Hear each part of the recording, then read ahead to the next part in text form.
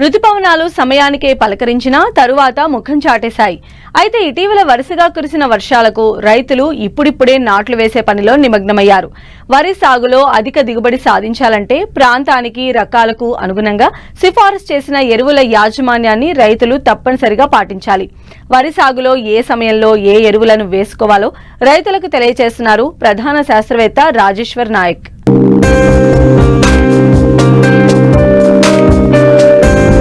ఖరీఫ్ వరి సాగులో రైతులు ఉత్సాహంగా ముందడుగు వేస్తున్నారు. ఇప్పటికే చాలా వరకు దీర్ఘకాలిక రకాల నాట్లను పూర్తి చేశారు. మరికొన్ని ప్రాంతాల్లో మధ్యకాలిక స్వల్పకాలిక రకాలను ఇప్పుడిప్పుడే నాట్లు వేస్తున్నారు. ఇంకొన్ని ప్రాంతాల్లో నారుమడి దశ నుండి నాట్లు వేసే దశలో ఉన్నాయి. మొత్తంగా తెలుగు రాష్ట్రాల్లో వరి పైర్లు వివిధ దశల్లో ఉన్నాయి. అయితే ఇటీవల వరుసగా కురిసిన భారీ వర్షాలకు చాలా వరకు వరి నారుమడులు దెబ్బతిన్నాయి. నాట్లు ఆలస్యమయ్యాయి. ఈ సమయంలో వరి పైరు ఏపుగా ఆరోగ్యంగా పెరగాలంటే ఎరువుల యాజమాన్యం పట్ల రైతులు శ్రద్ధ వహించాలి. ముఖ్యంగా నాట్లు మొదలు దశను బట్టి సిఫారసు చేసిన ఎరువులను సమయానుకూలంగా అందించాలంటూ తెలియజేస్తున్నారు ప్రధాన శాస్త్రవేత్త రాజేశ్వర్ నాయక్. అది ప్రధానంగా ఏంటంటే వరిలో సమగ్ర ఎరువుల యాజమాన్యం అనేది చాలా ముఖ్యం. ఎందుకంటే ఇప్పుడు తెలంగాణలో వరి నారు దశ నుండి నాటే దశలో ఉంది. అందులో ప్రధానంగా ఏంటంటే రైతులు ఈ సమగ్ర ఎరువుల యాజమాన్యంలో భాగంగా మొదటగా ఆఖరి దుక్కిలో వరి పొలాల్లో సుమారు 4 టన్నుల వరకు పశువుల పేడ వేసుకుంటే బాగుంటుంది.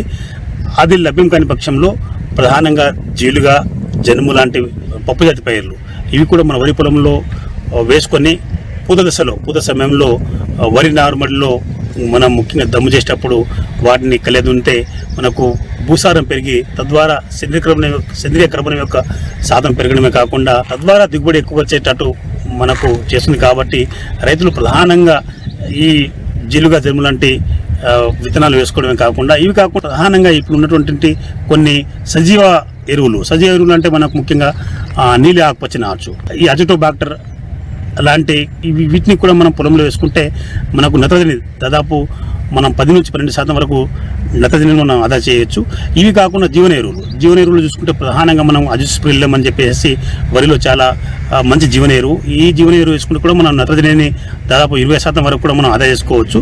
అయితే ఇక్కడ ఏంటంటే ఈ అజోస్ప్రిల్లం అనే ఈ జీవన ఎరువును మనం 200 నుంచి 400 కిలోల మాగిన పశువుల పేడలో కలిపి కూడా మనం చల్లుకోవచ్చు, పొలంలో చల్లుకోవచ్చు, ఆఖరి దుమ్ములో. లేదంటే వీటిని మనం ముఖ్యంగా వరి నాట్లకు పట్టించి కూడా మనము వీటిని మనం పొలంలో నాటేటప్పుడు పట్టించుకొని నాటుకోవచ్చు. ఇది కాకుండా ప్రధానంగా మనం ముఖ్యంగా వరి పంట దిగుబడి రావాలంటే రసాయనిక ఎరువులలో ప్రధానమైన రసాయనిక ఎరువులు అందరూ తెలుసు. ముఖ్యంగా నత్రజని అనేది ప్రధానమైన పాత్ర వహిస్తుంది. నత్రజని, భాస్వరం, పొటాషియం అనేది ప్రధాన పోషకాలు.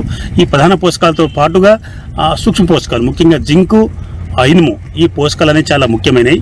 అందులో మనం చూసుకున్న ప్రధాన పోషకాలు చూసుకుంటే ప్రధానంగా నత్రజని పోషకం ముఖ్యంగా ఇక్కడ మనం ఎకరానికి వానాకాలంలో అయితే 40 నుంచి 48 కిలోల నత్రజని, 20 కిలోల భాస్వరము, 16 కిలోల పొటాషియం ఈ పోషకాలను వేసుకోవాలి. ఎరువుల రూపంలో చూసుకున్నప్పుడు ప్రధానంగా ఎకరానికి 2 బస్తాల యూరియా సరిపోతుంది. అదేవిధంగా డిఏపి అయితే 1 బస్తా, లేదంటే సింగిల్ సూపర్ ఫాస్ఫేట్ అయితే 125 కిలోలు వర్షాకాలంలో. మ్యూరేట్ ఆఫ్ పొటాష్ రూపంలో అయితే మన 27 కిలోలు మన ఎకరానికి సరిపోతుంది. అయితే ప్రధానంగా ఏంటంటే ఈ ఎరువులు వేసేటప్పుడు చాలా జాగ్రత్తలు తీసుకోవాలి. అందులో ముఖ్యంగా ఏంటంటే స్వల్పకాలిక రకాలకు వేసే మోతాదు వేరే రకంగా ఉంటుంది. అదే మధ్యకాలిక, దీర్ఘకాలిక రకాలకు వేసే ఎరువుల మోతాదు వేరే రకంగా ఉంటుంది. కాబట్టి ముఖ్యంగా మనం స్వల్పకాలిక రకాలకు ఎరువులు వేసేటప్పుడు ఏంటంటే ముఖ్యంగా భాస్వరపు ఎరువు డిఏపి కావచ్చు, లేదంటే డిఏపి అయితే 1 బస్తా, లేదంటే సింగిల్ సూపర్ ఫాస్ఫేట్ అయితే 125 కిలోలు ఆఖరి దుక్కులో ఆఖరి దమ్ము చేసేటప్పుడు ఎకరానికి మనము చల్లుకోవాలి. ఆఖరి దమ్ములు మాత్రమే చల్లుకోవాలి. అదేవిధంగా నత్రజని ఎరువులను 3 దప్పాలు అంటే ఆఖరి దమ్ములో 1/3 వంతు. అదేవిధంగా ముఖ్య దుబ్బు చేసే దశలో అంటే పిలికలు తొడిగే దశలో దుబ్బు చేసే దశలో 1/3 వంతు. అదేవిధంగా మనకు ముఖ్యంగా అంకురం దశలో అంటే చిరుపట దశలో 1/3 వంతు. అంటే ప్రధానంగా మనకు 90 నుంచి 100 కిలోల యూరియా, మనం 100 కిలోల యూరియా అనుకుంటే 33 కిలోలు ఆఖరి దుమ్ములో, ఇంకో 33 కిలోలు దబ్బు చేసే సమయంలో, పిలికలు వేసే సమయంలో ఇంకో 33 కిలోల యూరియా మనం ఆఖరి అంటే మనం ముఖ్యంగా చిరుపట దశలో లేదా అంకురం తొలి దశలో వేసుకుంటే చాలా లాభదాయకం ఉంటుంది. ఇది ముఖ్యంగా స్వల్పకాలిక వరి రకాలకు. అంటే స్వల్పకాలిక వరి రకాలు అంటే 125 రోజుల్లోపు వచ్చే పంటలు మనం స్వల్పకాలిక వరి రకాలు అంటాము. అందులో ఉదాహరణకు మనకు 1010 ఉంది. 1010 మనం 120 రోజులు, హంస 125 రోజులకు వచ్చేస్తుంది కాబట్టి వాటిని మనం స్వల్పకాలిక రకాలు అంటాము. అదేవిధంగా మధ్యకాలిక రకాలు అంటే సుమారు వాటి పంట కాలం 125 నుంచి 150 రోజులు ఉన్న వాటిని మధ్యకాలిక రకాలు అంటాము. అదే ముఖ్యంగా దీర్ఘకాలిక రకాలు అంటే వాటి యొక్క పంట కాలం ప్రధానంగా 150 రోజుల పైన ఉంటే దీర్ఘకాలిక వరి రకాలే అనుకో. దీర్ఘకాలిక వరి రకాలు అంటే మన బీపీటీ, ఉదాహరణకు బీపీటీ దీర్ఘకాలిక వరి రకం. అదే 1061 కూడా దీర్ఘకాలిక వరి రకం.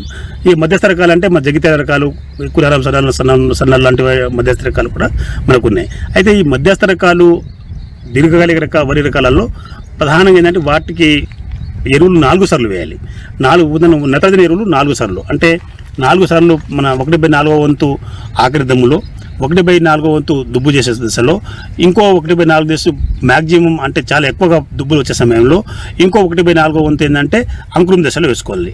అంటే 100 కిలోల యూరియాను 25 కిలోలు ఆఖరి దమ్ములో, ఇంకా 15-20 రోజుల వ్యవధిలో మిగతా అంటే దుబ్బు చేసే సమయంలో 25 కిలోలు, ఇంకా దుబ్బు మనకు అంకురం దశకు ముందు 25 కిలోలు, అంకురం ఏర్పడే దశలో 20 కిలోలు ఈ రకంగా వేసుకోవాలి. ఇంకోటి ప్రధానమైన పోషకాలలో ముఖ్యమైనది చాలా ముఖ్యమైనది ఏంటంటే పొటాషియం పోషకం. ఈ పొటాషియం పోషకం ఏంటంటే ముఖ్యంగా గింజ తాలిపోకుండా గింజ బరువు నాణ్యత వచ్చేటట్టు చేస్తుంది కాబట్టి పొటాషియం పోషకం చాలా ముఖ్యమైనది. అది ముఖ్యంగా ఏంటంటే ఈ పొటాష్ పోషకం వేసుకునే రైతులు ముఖ్యంగా నల్లరేగడి భూముల్లో ఆఖరి దుమ్ములో 20 మ్యూరేట్ ఆఫ్ పొటాష్ రూపంలో 25 కిలోలు వేసుకోవాలి.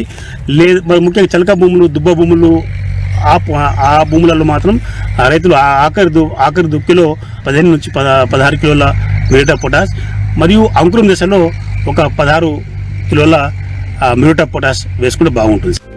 మారుతున్న వాతావరణ పరిస్థితుల కారణంగా చాలా ప్రాంతాల్లోని వరి పైరులో సూక్ష్మధాతు లోపాలు ఏర్పడే అవకాశముంది. ఇవి ఏర్పడితే పైరు ఎదుగుదల లోపిస్తుంది. దీన్ని గమనించిన వెంటనే నివారణ చర్యలు చేపట్టాలి.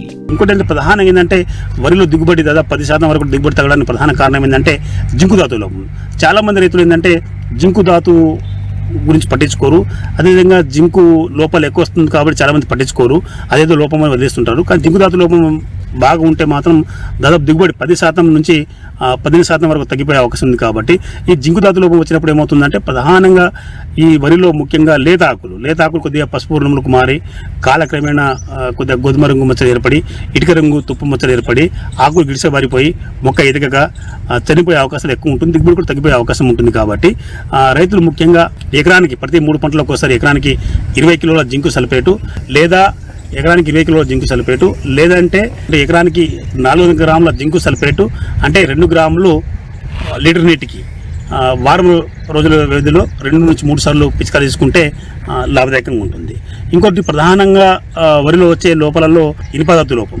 ఆ ఇనుపధాతు లోపం వచ్చినప్పుడు అంటే వరి ఆకులు లేత తెలుపు రంగులో, లేత పసుపు రంగులో, లేత తెలుపు రంగులో మారి తద్వారా ఏంటంటే మొక్క గిడిసబారిపోయి ఎర్రటి రంగులో మారి చనిపోయే అవకాశం ఎక్కువ ఉంటుంది. కాబట్టి మొక్క కూడా ఎదుగా దిగుబడి తగ్గిపోయే అవకాశం ఎక్కువ ఉంటుంది. కాబట్టి ఇనుప ధాతు లోపం గమనించినట్లయితే చాలామంది రైతులు ఎకరానికి అంటే సుమారు 400 నుంచి 1000 గ్రాముల వరకు అంటే ముఖ్యంగా లీటర్ నీటికి 2 గ్రాముల నుంచి 5 గ్రాముల అన్నబేది, ఫెర్రస్ అమోనియం సల్ఫేటు మరియు నిమ్మ ఉప్పు 0.5 గ్రాముల నుంచి 1 గ్రాము నిమ్మ ఉప్పు లీటర్ నీటికి కలిపి ఎకరానికి పిచికారీ చేసుకోవాలి. ప్రధానంగా ఏంటంటే దాని యొక్క తీవ్ర స్థాయిని బట్టి 2 గ్రాములు అంటే 400 గ్రాముల అన్నబేది, అదేవిధంగా 200 గ్రాముల నిమ్మ ఉప్పు ఖచ్చితంగా 200 లీటర్ నీటిలో కలిపి వారం రోజుల వ్యవధిలో 2 నుంచి 3 సార్లు పిచికారీ చేసుకుంటే కూడా మనం ఇనుపధాతు లోపాన్ని నివారించవచ్చు.